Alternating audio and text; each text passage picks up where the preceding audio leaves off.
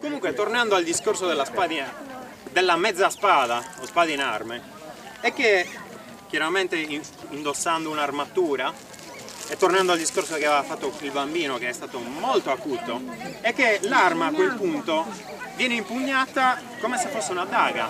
La persona contro di me farà lo stesso perché non è stupida. Voi immaginate che noi abbiamo le protezioni, quindi i guanti d'arma, l'armatura eccetera.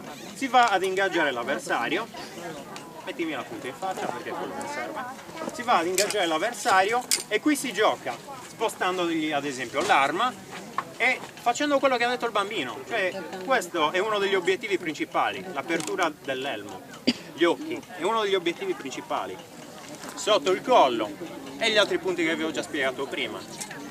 Chiaramente l'elmo poi è progettato per evitare queste cose.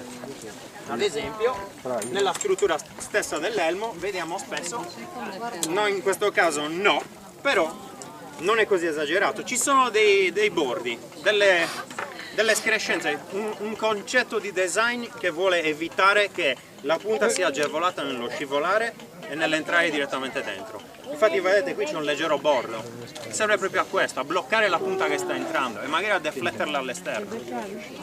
Come dicevo prima, le armi e le protezioni sono sempre legate tra di loro e sono sviluppate perché una sovverti l'altra, ok?